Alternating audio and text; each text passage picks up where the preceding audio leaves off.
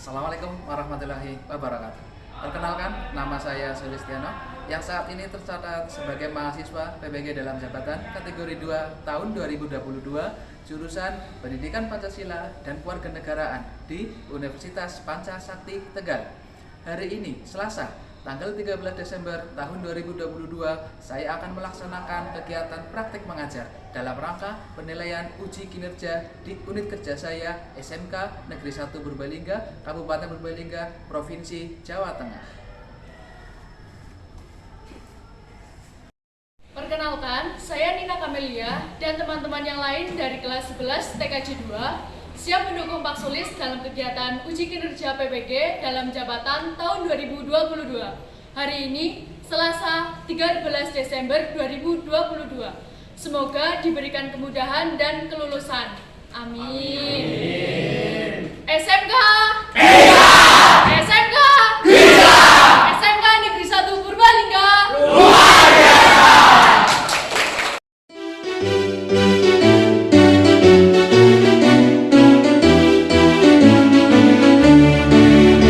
SMK Negeri 1 Purbalingga mewujudkan insan profesional, berakhlak mulia, berwawasan luas dan berkarakter budaya bangsa. Majulah SMK Negeri 1 Purbalingga, belajar berbasis teknologi, mendidik anak bangsa berdasarkan Pancasila. SMK pasti bisa menjadi sekolah unggulan bangsa, mendidik budaya bersih sehat. SMK bisa, SMK jaya, SMK Negeri 1 Purbalingga.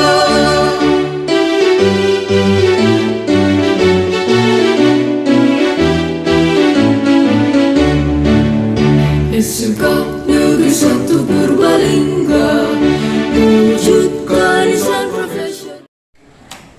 Selamat pagi semua. Ya, sebelum pembelajaran dimulai, silakan ketua kelas untuk memimpin doa terlebih dahulu. Silakan. Doa mulai.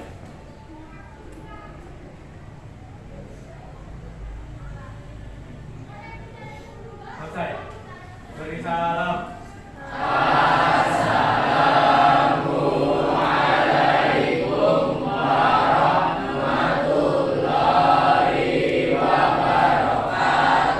Waalaikumsalam warahmatullahi wabarakatuh. Ya, gimana kabarnya hari ini anak-anak semua? Ya, coba sebelum pembelajaran kita mulai, coba kalian tengok sebelah kanan, kiri, atau bawah, apakah masih ditemukan sampah? Nah, kalau ada, silakan bisa disimpan dulu, nanti dibawa tempat sampah. Oke. Di kelas ini pikirnya jalan semua ya? Oke, terus ya.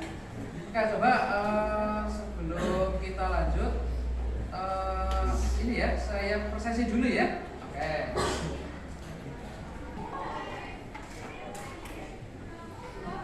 Agus Widodo. Hadir, Pak. Akbar. Hadir, Pak. Alif. Hadir, Pak. Septiana. Hadir. Siva. Hadir. Zalfa. Hadir. Oke, berarti ini berangkat semua kelasnya ya? Ya. Iya. Terus selalu tetap jaga kesehatan ya. Berarti sekarang lagi musim hujan, gampang sakit ya. Terus selalu menjaga kesehatan, tidurnya juga diatur, pola makannya juga diatur. Oke, ya. Untuk meningkatkan rasa nasionalisme kita, ya silakan satu orang maju ke depan, memimpin menyanyikan lagu nasional. Silakan. Ya. Ya, untuk yang lainnya silakan berdiri, ambil sikap posisi sempurna. Ya, tidak ada yang Kita bela bersama untuk tidak Satu nusa, satu bangsa, satu bahasa.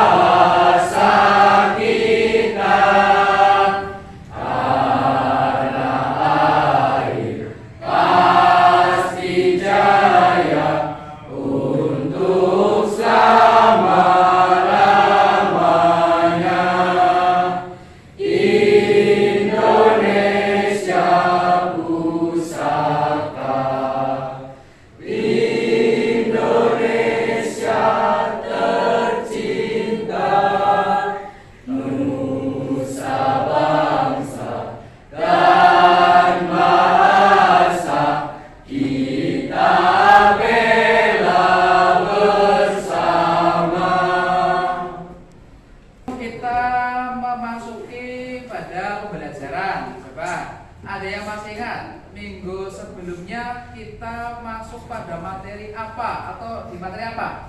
Hak Asasi manusia. Oke, hak asasi manusia. Kalau tidak salah, kelas ini sudah sampai dengan ulangan ya? sudah. Ya. Untuk kesempatan kali ini kita masuk pada materi baru ya. Materi baru ini bisa dikatakan penting juga untuk kalian. Kenapa? Bisa disimak di depan dulu. Untuk judulnya dulu, coba. Sistem dan dinamika demokrasi di Indonesia. Akan saya terangkan dulu ya. KIKD-nya apa sih? Pembelajaran pada kali ini kita tujuannya apa sih kayak gitu? Apakah pembelajaran seperti biasa atau tidak? Kita simpan di depan dulu. Oke, untuk kompetensi dasarnya ya, mengkaji sistem dan dinamika demokrasi Pancasila atau khususnya demokrasi di negara Indonesia seperti itu. Kemudian untuk indikatornya nanti ada 3 ya. Nanti kalau waktunya masih cukup ya akan kita jelaskan semuanya, akan kita coba semuanya kayak gitu. Yang pertama menjelaskan hakikat demokrasi atau nanti pengertian demokrasi atau dari negara mana sih asal katanya atau negara mana aja sih yang menggunakannya kayak gitu ya. Akan kita kupas di sini. Kemudian yang kedua menguraikan dinamika penerapan demokrasi di Indonesia. Ya, kita tahu negara kita dari awal merdeka sampai dengan sekarang sistem demokrasinya berubah-ubah. Kita mungkin pernah baca di buku ya. Ada yang istilahnya demokrasi terpimpin, demokrasi liberal atau yang lainnya kan. Kenapa kok negara kita gonta-ganti istilahnya? Karena masih mencari konsep mana yang tepat, konsep mana yang sesuai seperti itu. Nah, kita akan melihatnya nanti kayak gitu. Kemudian yang ketiga, mengkaji sistem dan dinamika demokrasi Pancasila sesuai dengan Undang-Undang Dasar Negara Republik Indonesia tahun 1945. Nah, nanti untuk kelas ini akan saya bagi menjadi 6 kelompok ya. Satu kelompoknya 5-6 orang, nanti tergantung kondisinya.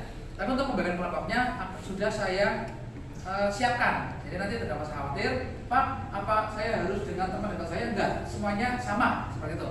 Kemudian untuk ada yang kedua atau keterampilannya, nanti kalian menyajikan hasil kajian tentang sistem dan dinamika demokrasi Pancasila sesuai dengan Undang-Undang Dasar 1945. Nah, nanti kalian menyajikannya dalam bentuk presentasi biasa kayak gitu. Nanti kelompok, kemudian akan saya berikan lembaga KPD kelompok, akan kerjakan.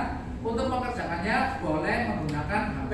Tapi saya ingatkan, HP yang kalian gunakan hanya untuk kepentingan belajar atau untuk kepentingan tugas, tidak ada yang untuk main-main dulu. Jelas ya? Oke. Nanti kalian maju ke depan, boleh semuanya atau boleh hanya perwakilan saja menyajikan hasil dari pekerjaan kalian.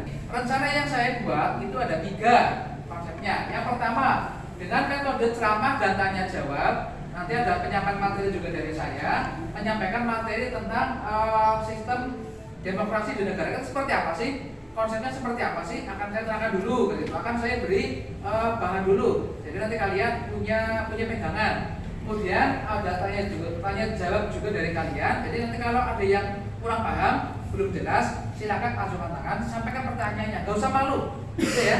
Oke, kemudian nah ini melalui kegiatan diskusi kelompok, nanti kalian mengkaji beberapa permasalahan. Untuk soalnya atau permasalahannya sudah saya siapkan seperti apa saja. Nanti silakan kalian kembangkan sendiri untuk cari jawabannya masing-masing.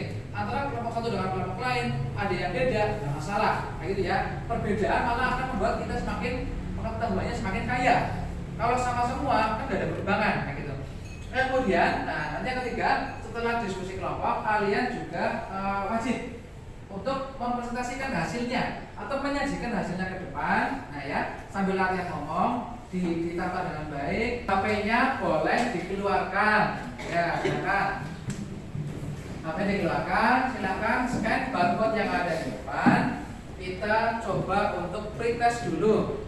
Kira-kira sebelum materi saya berikan, kalian saya beri pertanyaan. Kira-kira paham belum? Bingung enggak? Kayak gitu. Silakan di scan dulu, kemudian dikerjakan. Saya kasih waktu 3 menit, cukup ya? Oke, silakan.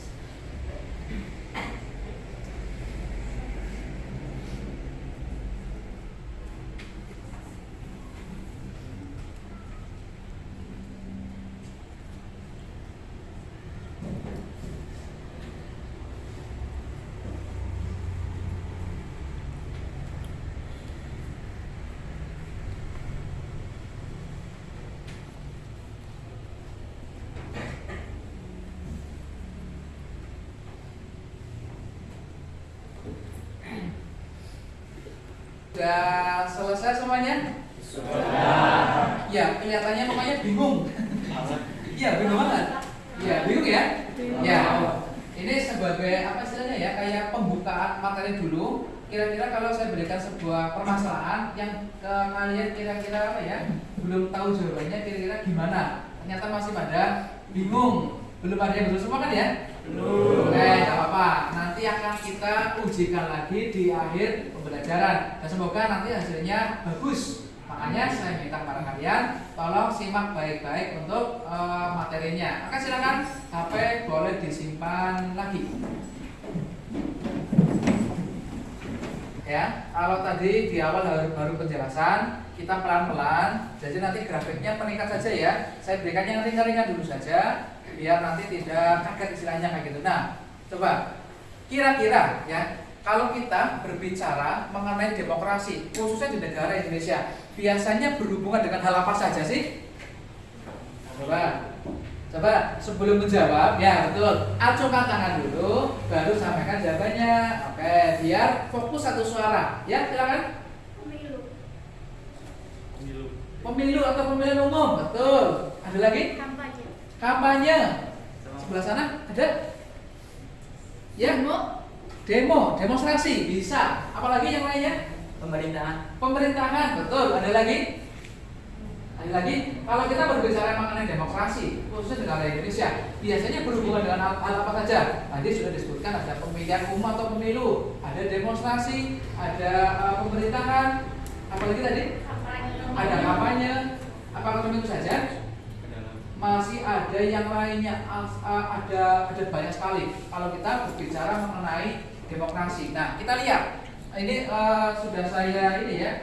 Lihat, yang pertama pemilihan umum, betul tadi. Untuk kalau di negara kita pemilu yang terdekat tahun berapa nanti? 2024, betul. Sudah bisa pilih kan ya?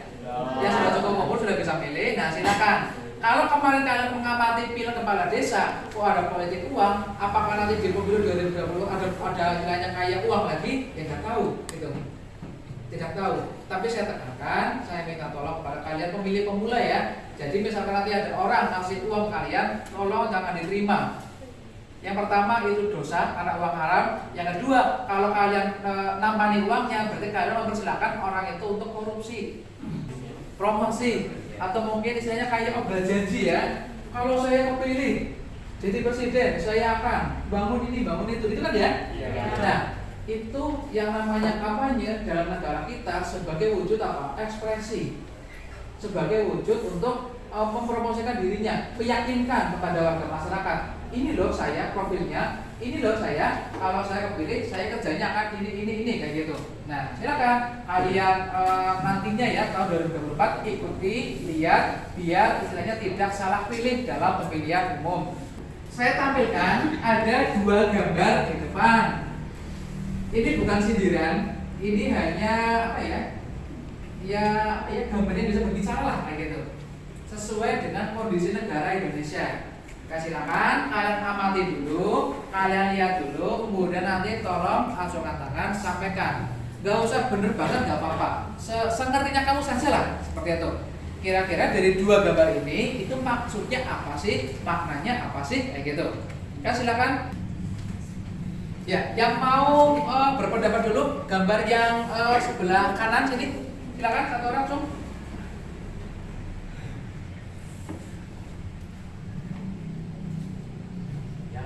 Gambar yang sebelah kanan itu demo Pak. Demo, ya demo Protes.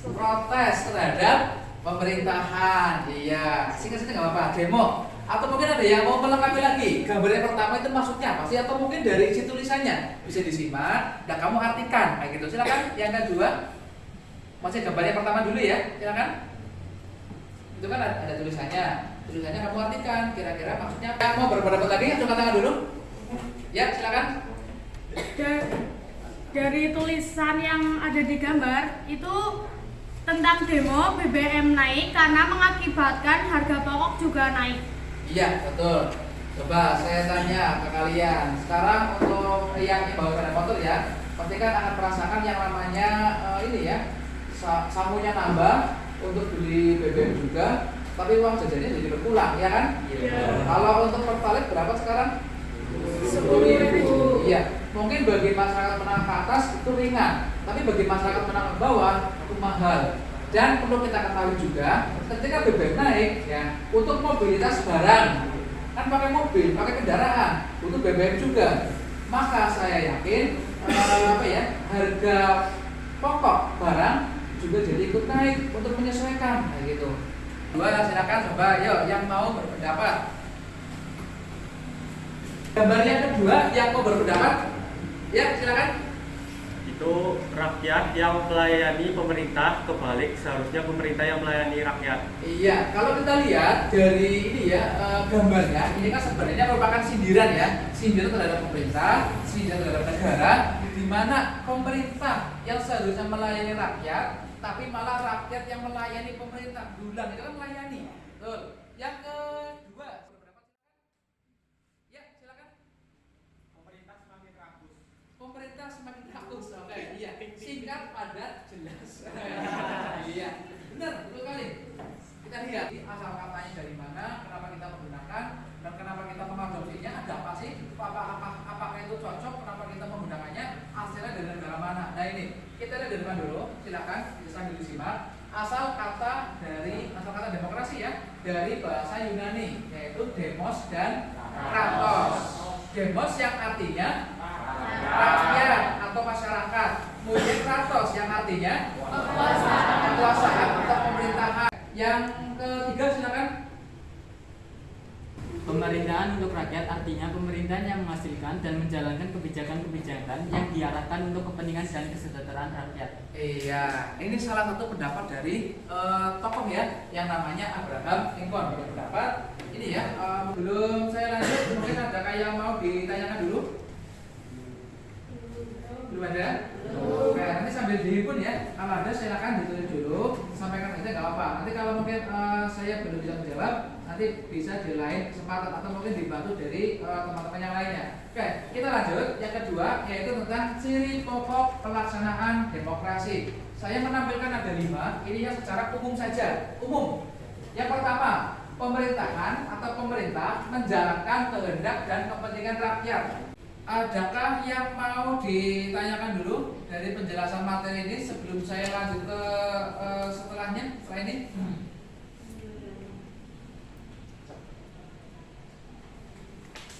Ya, silakan. Pak, saya mau nanya masa jabatan presidensi berapa tahun, Pak? Masa jabatan presiden berapa tahun? Oke, sebelum saya menjawab, yang mau bantu untuk jawab ini tanya di Indonesia kan ya?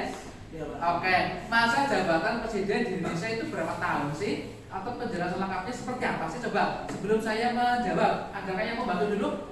Coba yang mau bantu? Ya, silakan. Masa jabatan presiden itu 5 tahun. Masa jabatan presiden di Indonesia itu 5 tahun. Atau mungkin ada yang mau melengkapinya lagi? Masa jabatan presiden itu ada 5 tahun, sudah ada dalam Undang-Undang Dasar 1945. Iya, kan? Tentang masa jabatan presiden khususnya di negara Indonesia itu sudah diatur dalam Undang-Undang Dasar 1945. Lebih tepatnya pasal berapa nanti kamu silakan bisa buka sendiri, biar nanti tidak salah gitu ya. Oke, untuk masa jabatannya yaitu 5 tahun dan sesudahnya dapat dipilih kembali dalam jabatan yang sama hanya untuk kembali masa jabatan berikutnya, atau kalau dalam bahasa yang mudah 5 tahun selesai nyalon sekali lagi jadi yang pilih ya selesai, atau kalau dibulatkan lagi 1 orang bisa menjadi presiden selama 2 periode 10 tahun. Oke, kita pegangan dulu ya. Kita pegangan dulu ya. Nanti silakan ya ikuti petunjuk dari saya. Gitu. Oh, cacing. Gajah bentuknya besar. Kalau semut bentuknya kecil. Oke, kalau ular bentuknya panjang. Kalau cacing bentuknya pendek. Mudah ya? Tapi logikanya kita balik. Oke, logikanya kita balik. Oke ya. Oke, konsentrasi silakan, konsentrasi disimak dulu. Jadi, kalau penjelasan tadi gajah itu besar, semut itu kecil, ular itu panjang, cacing itu pendek, akan kita balik. Gajah bentuknya besar, cacing bentuknya cacing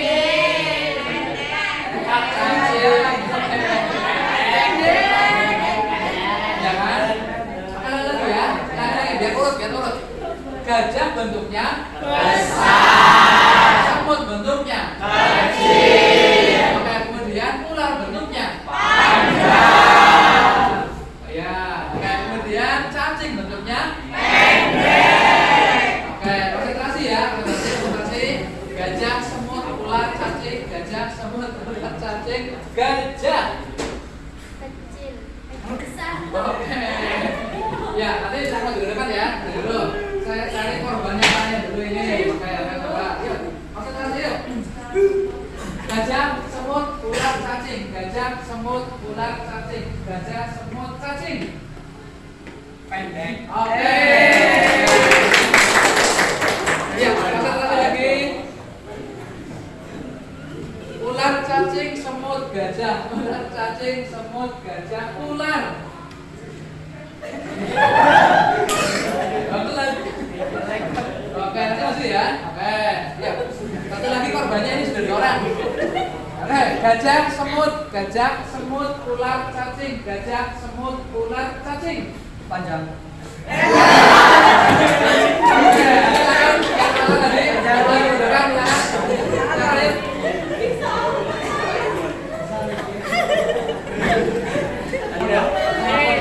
Untuk yang tadi kurang konsentrasi, nanti silakan dilihat dulu kalimatnya. Di mana itu? Kelapa diparut, kepala digaruk. Itu ya, ngomongnya kayak gitu, tapi nanti pelan, cepat kayak gitu ya. Kelapa diparut, kepala digaruk itu ya. Maka dicoba dulu 3 orang bareng-bareng. Kelapa diparut, kepala digaruk.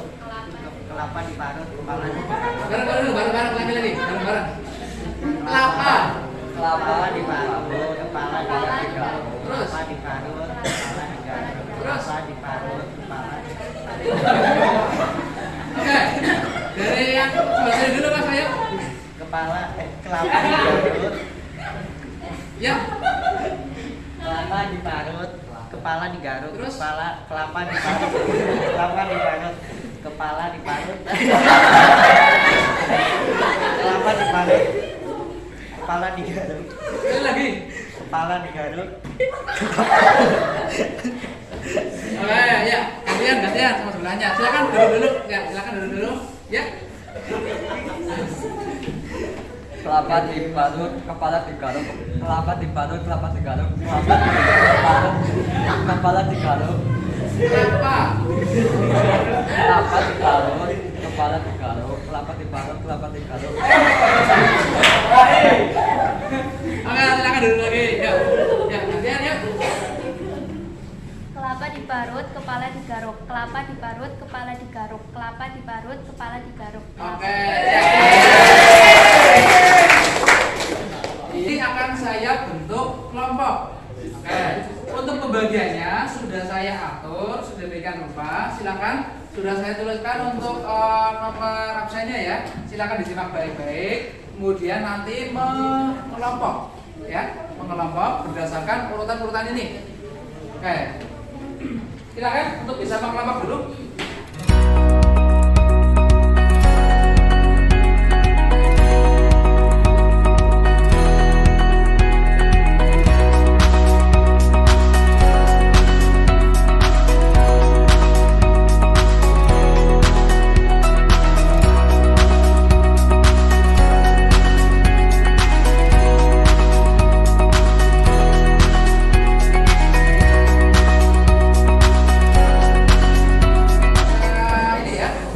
Masing-masing ya.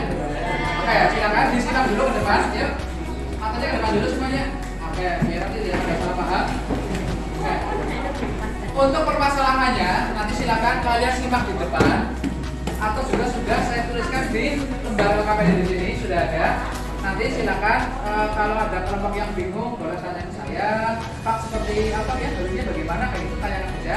Pak apakah boleh pakai HP? Boleh. HP boleh dipersilakan digunakan dengan catatan tidak untuk main-main, fokus untuk pembelajaran ya. Paham ya? Oke. Oke, ini akan saya bagi dulu.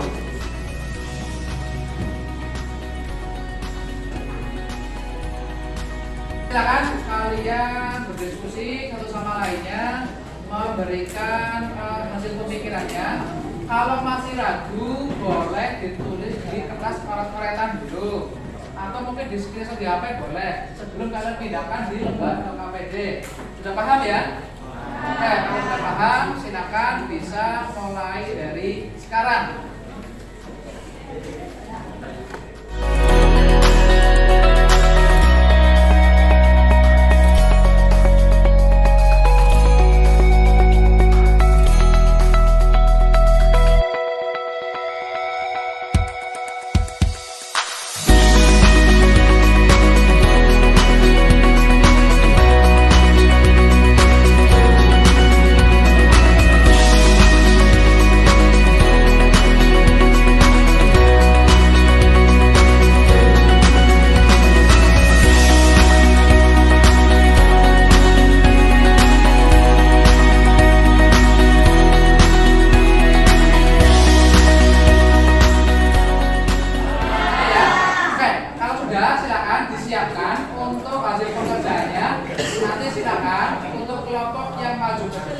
Dibagi tugas ya, yang mau membaca siapa, yang mau opening siapa, atau mungkin nanti kalau ada yang tanya ya tolong dibahas bersama-sama. Oke, silakan untuk kesempatan pertama yang mau maju kelompok mana dulu, Cung? Pertama. Ya, silakan dipersiapkan. Untuk kelompok yang lain, silakan hadirnya ke depan semua ya. Ada ke depan semua, menyaksikan teman-teman kalian yang akan membacakan hasil dari diskusi kesempatan kali ini. Kita akan menyimak penjelasan dari teman kalian. Untuk yang di depan, silakan saya beri kesempatan untuk membacakan jawabannya. Ya, silakan. Assalamualaikum warahmatullahi wabarakatuh. Waalaikumsalam warahmatullahi wabarakatuh. Perkenalkan, nama saya Aziza Putra Ramadan. Saya Nina Kamelia. Saya Diki Gustianto. Saya Agus Widodo. Saya Zalfa Mati. Saya Nanda dari Duriansyah. Kami dari kelompok 1 ingin mempresentasikan hasil diskusi kami tentang demokrasi Pancasila di Indonesia. 1. Bagaimana penerapan prinsip-prinsip yang dilakukan dalam demokrasi Indonesia? Prinsip-prinsip demokrasi di Indonesia yaitu sebagai berikut. 1. Demokrasi yang ketuhanan yang Maha Esa. Di Indonesia, penerapan prinsip tersebut sudah dilaksanakan dengan baik. Penerapannya seperti tidak memaksakan kehendak seseorang untuk memeluk agamanya. 2. Demokrasi dengan kecerdasan. Menggunakan kecerdasan sebagai referensi dalam mengambil keputusan yang lebih baik, tetapi prinsip ini belum diterapkan dengan maksimal. Yang ketiga, demokrasi yang berkedaulatan rakyat. Prinsip tersebut belum diterapkan dengan baik. Secara prinsip rakyatlah yang memegang kekuasaan tertinggi. Kedaulatan rakyat dipercayakan kepada wakil rakyat. Namun ketika wakil rakyat membuat sebuah kebijakan maupun keputusan yang belum dikatakan belum sesuai dan rakyat menolak atau memberikan kritik, wakil rakyat bungkam dan tidak berbuat apa-apa. 2. Bagaimana pelaksanaan demokrasi di Indonesia telah merdeka? A. Demokrasi parlementer atau liberal tahun 1950 sampai dengan 1999. B. Demokrasi terpimpin tahun 1959 sampai dengan 1965. C. Demokrasi Orde Baru atau tahun 1966 sampai dengan 1998. Demokrasi era reformasi 1998 sampai sekarang. Pada era ini memberikan kesempatan bagi masyarakat untuk berpartisipasi dalam menjalankan pemerintah. Demokrasi ini bersifat kekeluargaan, gotong royong, menghargai HAM, serta mengambil keputusan lewat musyawarah dan mufakat. Rakyat diberi ruang kebebasan pers dan berpendapat. Untuk pertama kalinya pada tahun 2004, bangsa Indonesia melaksanakan pemilu. 3. Bagaimana penerapan sikap demokrasi yang diterapkan pada masa Orde Baru? Penerapan penerapan demokrasi pada masa Orde Baru tidak dilaksanakan dengan baik. Banyak terjadinya kecurangan pada saat pemilu dan pembatasan partai politik. Partai Golkar selalu memperoleh mayoritas suara dan memenangkan pemilu. Pada orde ini juga terjadi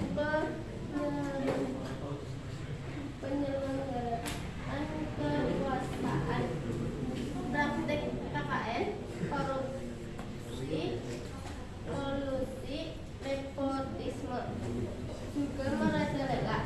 Kadang kurang mendapatkan kebebasan dalam berpendapat. Ya, penjelasannya sangat luar biasa sekali. Telepon dulu, silakan.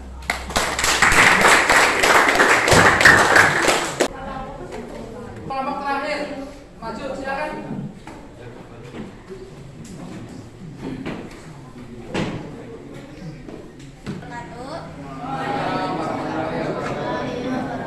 Perkenalkan, kami dari kelompok 5 dengan saya sendiri Amelia Najar Nafia. Saya Reski Ardiansyah. Saya Immanuel Murung Hasian Selain.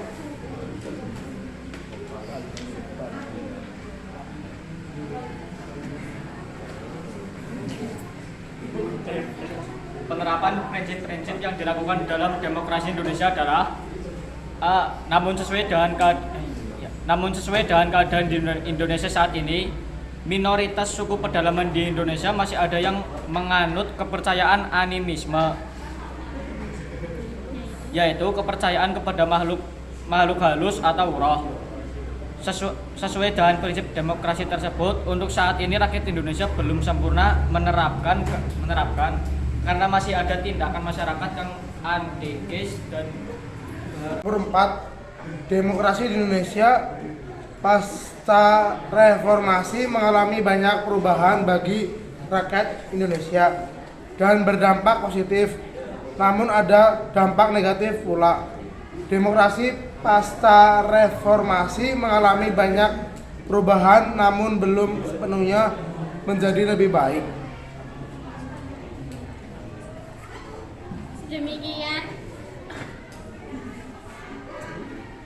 Demikian dari kelompok kami, kurang lebihnya mohon maaf. Wassalamualaikum warahmatullahi wabarakatuh. Ya, silakan kembali ke penjelasannya luar biasa sekali dari kelas ini. Beri tepuk tangan yang beri tepuk tangan dulu. Ya, untuk hasilnya silakan dikumpulkan di meja saya depan. Kemudian silakan kembali ke tempat duduk semula. Silakan untuk hasilnya jadi kumpulkan.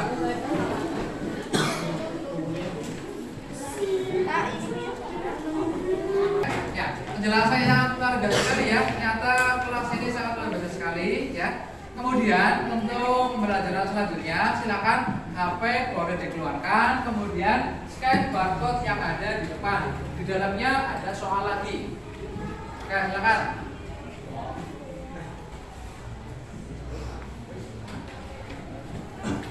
Oke, silakan untuk soalnya boleh dikerjakan langsung. Kemudian apakah kira-kira soal yang kedua ini mudah atau susah? Silakan dikerjakan dulu.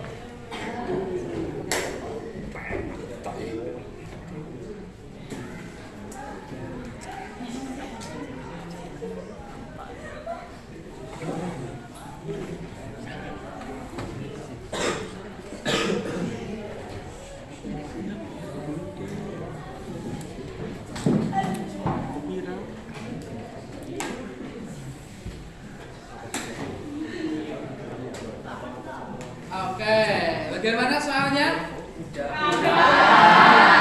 Langsung dapat poin, coba dapat skor berapa? Betul kan? Oke, dulu. Oke, tadi di awal kelihatannya masih bingung, masih pusing, ini apa sih? Setelah melaksanakan proses pembelajaran, kemudian dites lagi ya, ternyata kalian paham atau jelas. Nah, coba masukkan kesimpulan, coba. Hari ini kita dapat ilmu apa? Silakan 1 atau 2 orang memberikan ini ya, kesimpulan atau tanggapan sedapatnya saja. Kira-kira apa gitu yang kalian dapatkan pada pembelajaran kali ini? Demokrasi di Indonesia sudah mengalami peningkatan yang pesat dari masa sebelumnya. Demokrasi di Indonesia sudah mengalami perkembangan yang pesat daripada kondisi sebelumnya. Yang pertama. Yang kedua, silakan yang mau memberikan kesimpulan lagi. Ya, silakan. Indonesia sudah menemukan demokrasi yang tepat, yaitu demokrasi Pancasila. Iya, betul sekali. Tepuk tangan dulu. Demokrasi di Indonesia sudah mengalami peningkatan atau perubahan. Dari pertama kali kita menggunakan merdeka ya, kita merdeka, yang pernah menggunakan terpimpin, parlementer, liberal dan lainnya, kemudian kita menemukan istilahnya kayak sesuatu yang tepat, yaitu demokrasi Pancasila. Kenapa demokrasi Pancasila dianggap yang tepat? Karena di dalamnya ada nilai-nilai luhur, ada nilai-nilai budaya dan lainnya, yang itu sangat Indonesia banget. Gitu. Nah ini kita lihat. Hal ini bisa kita lihat dari peran serta masyarakat dalam pemerintahan, adanya kontrol sosial, kontrol dari media massa, dari masyarakat, kemudian ada pemerintahan sudah sangat memikirkan, memperhatikan kondisi rakyatnya. Hal ini sesuai dengan konsep demokrasi, yaitu pemerintahan dari rakyat, oleh rakyat, dan untuk rakyat. Oke, sampai di sini sudah paham semua? Untuk pertemuan berikutnya, silakan kalian nanti baca-baca materi tambahan ya, masih di materi demokrasi. Nanti kalian baca-baca lagi, di dalamnya masih ada penjelasan dan akan saya kirimkan link soal. Nanti ini sifatnya mandiri, tolong dikerjakan. Untuk sifat pengerjakannya terbuka saja, bebas saja. Pak, kalau mau buka HP, berikut boleh nggak? Boleh saja, nggak apa-apa. Tapi nanti akan kita bahas bersama-sama. Jadi soal yang saya berikan akan kita kupas kembali. Seperti itu ya. Oke. Sebelum closing, ini ada pantun dari saya ini. Kalau senggang bacalah buku. Sambil ngemil agar tak bosan. Terima kasih murid-muridku. Mohon maaf sudah merepotkan.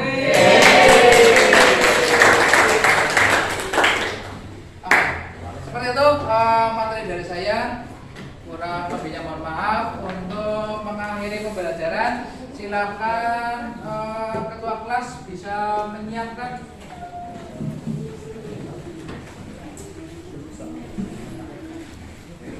Siapkan. Bergerak mulai.